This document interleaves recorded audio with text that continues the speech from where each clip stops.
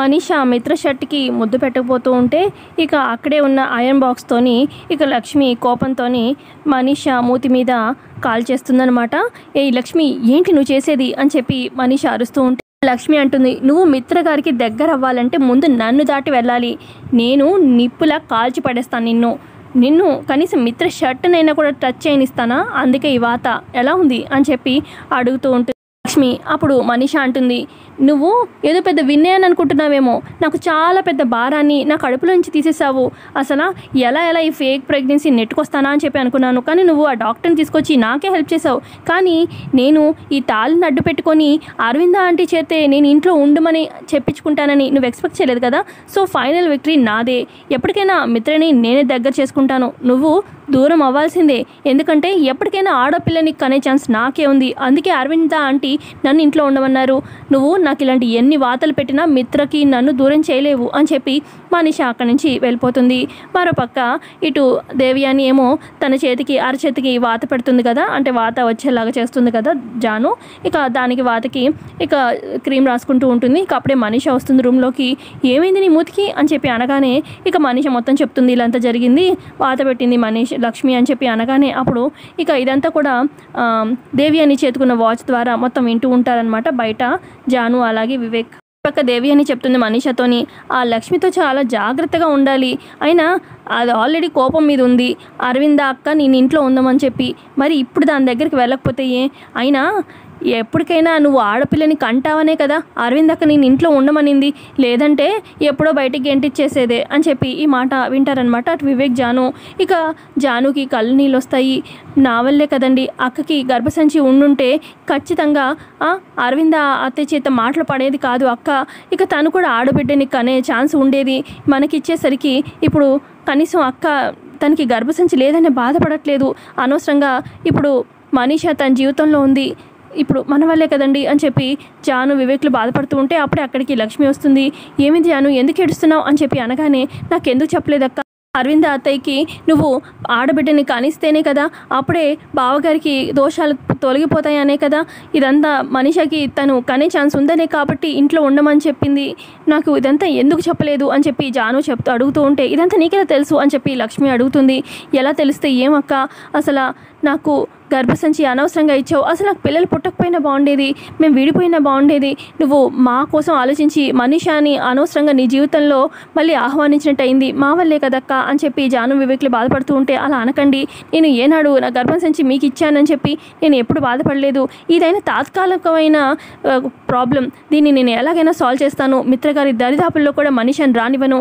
అత్తయ్య గారు అయితే చెప్పారు, కానీ నా వంతు కృషి నేను చేస్తాను కదా, మీరేం బాధపడకండి, నేను చూసుకుంటాను అని చెప్పి లక్ష్మి చెప్తూ ఉంటుంది. మరోపక్క ఇటు మనీష అలాగే సరియు కలుస్తారనమాట. ఇక సరియుకి మొత్తం జరిగిందంతా మనీష చెప్తుంది. ఇక అప్పుడు మనీషతో అంటుందన్నమాట, సరియు మొత్తానికి నీ ఫేక్ ప్రెగ్నెన్సీ రివీల్ చేసిందనమాట లక్ష్మి, అయినా కొంచెం జాగ్రత్తగా ఉండాలి కదా అని చెప్పి అనగానే, ఎంత జాగ్రత్తగా ఉండాలి, లక్ష్మి ఇలా చేస్తుందని నేను ఊహించానా అని చెప్పి అడుగుతుందనమాట మనీష. ఊహించాలి, అప్పుడే కదా మనం రైట్ స్టెప్ తీసుకోగలుగుతాము. మనీష అంటుంది, నా ఫేక్ ప్రెగ్నెన్సీ మొత్తం రివీల్ చేసింది, ఇప్పుడు నా మెడలో ఉన్న తాళి వల్లే నేను అరవింద ఆంటీ ఇంట్లో ఉండనిచ్చింది, ఇది కూడా రివీల్ చేసిందంటే ఇంక అంతే అని చెప్పి మనీష అంటూ ఉంటే అప్పుడు సరియు, ఎలా రివీల్ చేస్తుంది, తాళి ప్రూఫ్కే లేదు కదా అది ఫేక్ అని చెప్పి, సో ఖచ్చితంగా ప్రూవ్ చేయలేదు అని సరియు అంటూ ఉంటే, ఎలాగో అలా చేస్తుంది, ఆ లక్ష్మి మామూలు కాదు అని చెప్పి మనీష అంటుంది. అసలు అరవింద్ ఆంటీ నన్ను ఇంట్లో ఉంచింది ఎందుకంటే మిత్రకి గండాలు పోవాలంటే ఆడపిల్ల పుట్టాలి, అయినా ఆడపిల్ల ఆల్రెడీ ఆ ఇంట్లోనే ఉంది, అది తెలియక నన్ను ఇంట్లో ఉండమన్నారు అని చెప్పి అనగానే, ఏమన్నా మనీష అని చెప్పి సరియు మళ్ళీ అడుగుతుంది.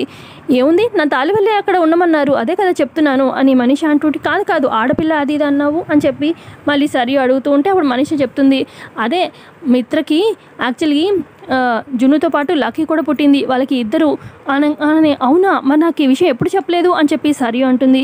అంటే ఎప్పుడు చెప్పే సిచ్యువేషన్ రాలేదు, ఇప్పుడు చెప్తున్నాను కదా అని చెప్పి మనీష అంటుంది.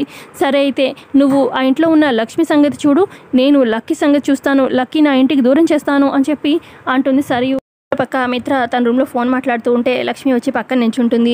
ఇక మిత్ర ఫోన్ మాట్లాడి వెనక్కి తిరిగి చూడగానే లక్ష్మి ఉంటుంది. ఏంటి లక్ష్మి ఏం ఆలోచిస్తున్నావు అనగానే, ఏం లేదండి, మీరు నేను లేకుండా ఎక్కడికి వెళ్ళకండి, నేను లేకపోవడమే కల్లే కదా ఆ రోజు అక్కడ పార్టీ అప్పుడు మీరు మనీషా ఒకటైనట్టుగా ఆ మనీషా చెప్పింది. ఆ తర్వాత తాళి కట్టించుకోవడానికి టైంలో కూడా నేను లేను. సో 2 టైంలో నేను లేనప్పుడు మీకు ఏదో ఒక ఆపద వస్తుంది, మిమ్మల్ని కాపాడుకుంటాను, నన్ను మాత్రం వదిలిపెట్టి ఎక్కడికి వెళ్ళకండి అని చెప్పి లక్ష్మి అంటూ ఉంటే, లేదు లక్ష్మి నువ్వు వదిలిపెట్టి నేను ఒక్క క్షణం కూడా ఉండను. నాకు కూడా తెలిసొచ్చింది. కానీ అసలు మమ్మీ మనీషాని ఎందుకు ఇంట్లో ఉండనిచ్చిందో నాకైతే అర్థం కావట్లేదు. ఆ తాళి వల్ల లేదంటే ఇంకేదైనా రీజన్ ఉందో నాకైతే అర్థం కావట్లేదు. నీకు అమ్మ ఏమన్నా చెప్పిందా అని చెప్పి అడుగుతూ ఉంటాడు మిత్ర. ఇక అప్పుడు లక్ష్మి సైలెంట్గా ఉంటుంది, ఏమీ చెప్పకుండా. ఇప్పుడు మిత్ర అంటాడు, నేనే వెళ్ళి మామ్ని అడుగుతాను అని చెప్పి ఇక మిత్రకి ఫోన్ రావడంతో పక్కకు వెళ్ళిపోతాడు. ఇక అప్పుడు లక్ష్మి మనసులో అనుకుంటుంది, నాకే ఆవిడ చెప్పలేక చెప్పారు, ఇక మీకులా చెప్తారండి అంత బాధతోని అని చెప్పి లక్ష్మి అలా మనసులో అనుకుంటుంది. మరోపక్క నెక్స్ట్ డే ఉదయాన్నే హాల్లో ఇటు మిత్ర, జయదేవ్, అరవింద, ఇక మనీషా అందరూ పిల్లలు, లక్ష్మి అందరూ ఉంటారు.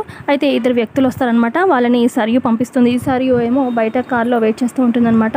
ఇక వాళ్ళిద్దరూ లోపలికి వచ్చి, మేడం మీ 2 పిల్లలు ఇక స్పోర్ట్స్లో జోనల్ లెవెల్లో సెలెక్ట్ అయ్యారు. సో రేపు వ్యాన్లో మేము పిల్లల్ని ఇక్కడే పికప్ చేసుకొని తీసుకెళ్తాము అని చెప్పి వాళ్ళు చెప్తూ ఉంటే, అవునా సరేలే అయితే అని చెప్పి ఇటు లక్ష్మి, మిత్ర కూడా ఓకే చెప్పేస్తారు. వాళ్ళిద్దరూ బయటకు వచ్చి ఫోన్ చేస్తారనమాట సరియుకి.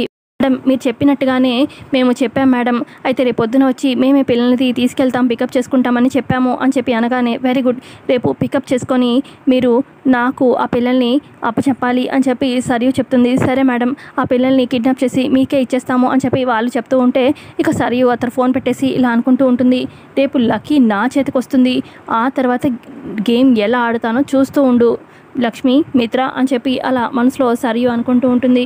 మరి ఇక తర్వాత ఇటు జున్నుని, లక్కీని కిడ్నాప్ చేసి ఒక కార్లో ఇక వాళ్ళు తీసుకెళ్తున్నట్టుగా కూడా చూపిస్తూ ఉంటారనమాట ప్రోమోలో. సో ఇంతే అండి, మరి ప్రోమోలో అలాగే ఎపిసోడ్లో కొంచెం బ్రీఫ్గా చెప్పాను. సో వీడియో నచ్చితే ఖచ్చితంగా లైక్ చేయండి. సో కమింగ్ ఎపిసోడ్లో ఇంకేం జరగబోతుందో తెలుసుకోవాలనుకుంటే ఖచ్చితంగా మన ఛానల్ని సబ్స్క్రైబ్ చేసుకోండి. Thanks for watching.